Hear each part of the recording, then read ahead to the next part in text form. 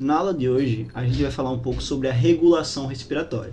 Então, os mecanismos que o nosso corpo utiliza para controlar a respiração, sua frequência, sua intensidade, e a gente vai ver que são mecanismos diversos e que são utilizados justamente para que a gente possa ter a homeostase, né? Para que a gente possa manter um perfeito equilíbrio das nossas reações fisiológicas. Então, a gente tem primeiramente o controle neural. Controle neural feito pelo sistema nervoso central, né, que o tronco encefálico, ele envia sinais que vão justamente gerar o movimento respiratório e regular ele. A gente sabe que o movimento respiratório ele pode ser de forma voluntária, então eu posso exercer o meu movimento respiratório, eu posso inspirar e expirar de forma forçada, de forma voluntária, mas ele ocorre de forma basal, de forma fisiológica também. Então, esse tronco encefálico, né, que gera esses movimentos respiratórios, a gente está falando da respiração fisiológica, aquela respiração inconsciente. O nosso cérebro ele consegue suprimir um pouco o tronco, né, o nosso cérebro, a parte consciente, consegue suprimir e fazer com que nossa respiração se torne voluntária, se torne consciente. Mas existe um limite para isso, então a gente não consegue ficar o tempo todo fazendo a respiração voluntária. Então, como é que funciona o controle neural? A gente tem o centro respiratório, que são grupos de neurônios, núcleos, que estão localizados no bulbo e na ponte, ou seja, na parte inferior do tronco encefálico.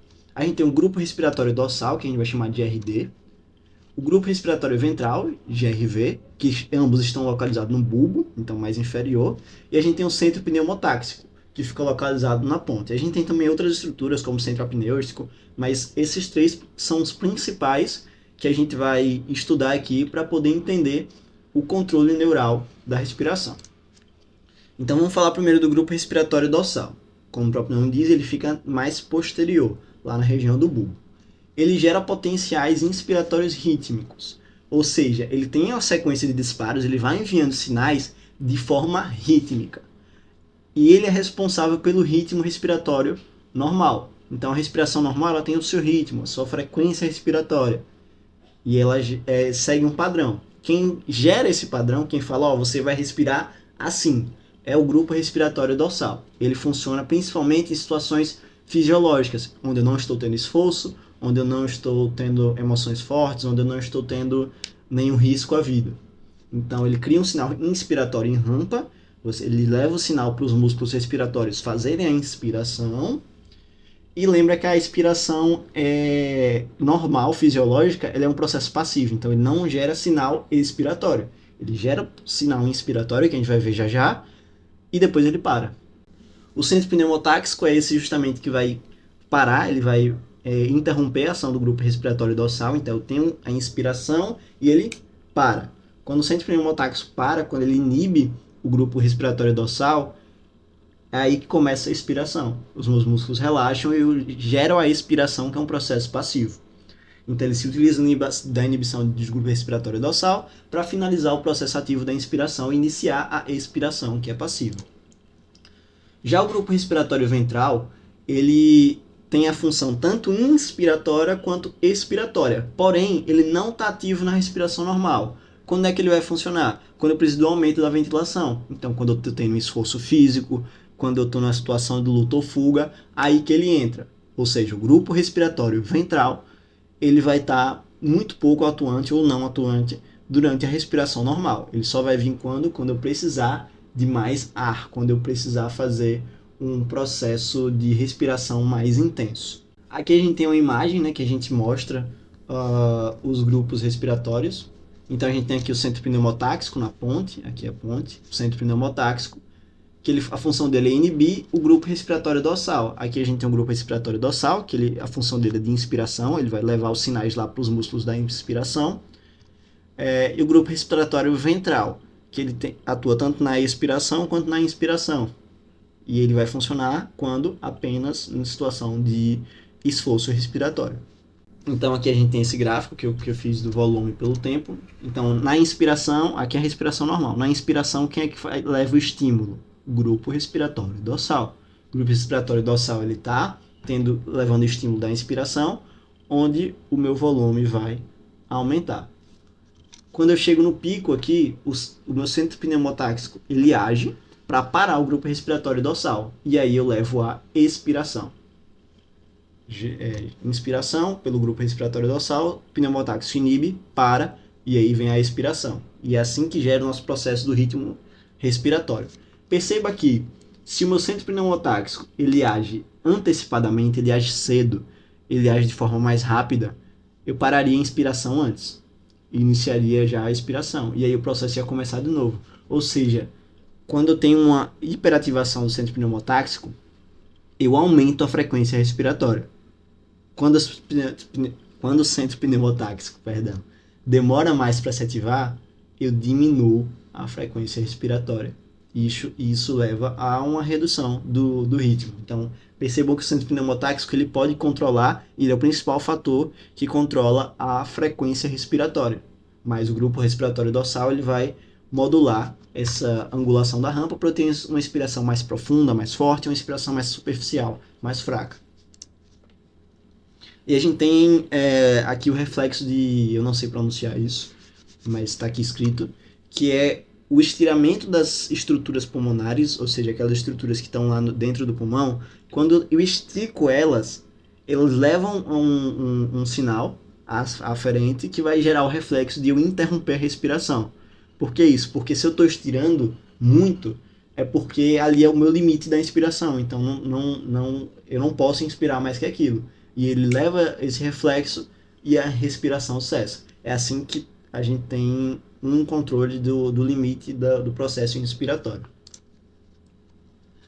Aí, além do controle neural, na verdade, junto dele, eles atuam de forma somatória, a gente tem um controle químico. O controle químico vai estar relacionado ao pH, a concentração de oxigênio. Então, o nosso corpo ele vai dizer o que é que ele está precisando, para que os nossos centros neurais modulem a respiração. Então, a gente tem quimiorreceptores periféricos, vem de químico, e receptores, justamente que eles percebem o estímulo, quimiorreceptores periféricos. Ou seja, eles vão pegar substâncias, eles vão reconhecer essas substâncias e, baseado nelas, eles vão enviar uma informação para o cérebro. Eles são encontrados no corpo carotídeo e no corpo aórtico, então principalmente no seio carotídeo, na bifurcação, e no arco aórtico, ou seja, eles estão principalmente na região arterial, e eles percebem alteração nos níveis de gás carbônico e de hidrogênio. Eles são mais sensíveis ao hidrogênio. Lembra que o gás carbônico, a concentração dele está diretamente relacionada com a concentração do hidrogênio. Então, por isso que os quimiorreceptores respondem ao hidrogênio, além do gás carbônico. Então, lembrem dessa parte.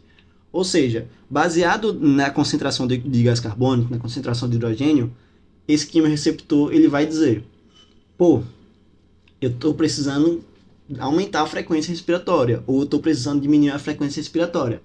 Porque quanto mais a gente troca o gás, quanto mais eu respiro, eu jogo mais gás carbônico para fora e eu puxo mais oxigênio. Então, se ele pega e fala, esse quimiorreceptor, ele fala para o cérebro que eu tenho muito gás carbônico, eu vou aumentar a frequência respiratória para jogar esse gás carbônico fora. Se ele tem pouco gás carbônico, é porque eu estou respirando muito, eu estou hiperventilando. Então, ele manda essa informação também, que tem pouco gás carbônico, para o cérebro dar uma segurada. O principal é impedir que tenha muito, tá? Então, esse é o ponto principal. Não pode ter muito gás carbônico, porque senão causa uma acidose. Mas o pouco, ele também leva essa informação, ele também atua. Além dos quimiorreceptores periféricos, a gente tem os centrais, que funcionam exatamente da mesma forma. A diferença é que, em vez de estar nas artérias, eles vão estar lá no nosso tronco encefálico, no bulbo. Então, a gente tem o gás carbônico que ele vai atravessar a barreira hematoencefálica, o hidrogênio não atravessa de forma tão fácil, porque ele é um íon, tá bom? Então, ele não consegue passar com tanta facilidade pela membrana, que é... Então, a gente vai ter o CO2 passando, lá dentro do líquido ele vai fazer aquela mesma reação e vai liberar o hidrogênio. Esse hidrogênio que ele libera vai ser recebido pelo quimiorreceptor e vai enviar a mesma informação que o periférico. Então é importante também a gente lembrar que eu estou falando muito do gás carbônico, mas o oxigênio ele também atua nesse controle dos quimiorreceptores, só que de forma muito inferior, tá? O principal é o gás carbônico e o hidrogênio, porque o problema é principalmente a gente ter uma acidose.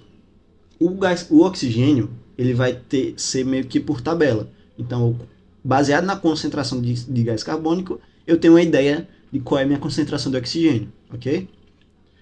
Então, a gente tem a questão de que o PO2, a pressão de oxigênio, né, que é o que significa PO2, ele tem baixo efeito sobre os quimioreceptores, mas ele ainda assim gera respostas. Então, se o oxigênio baixar sozinho, sem mexer no gás carbônico, eu ainda assim aumento minha frequência respiratória. Eu tenho uma mudança do padrão.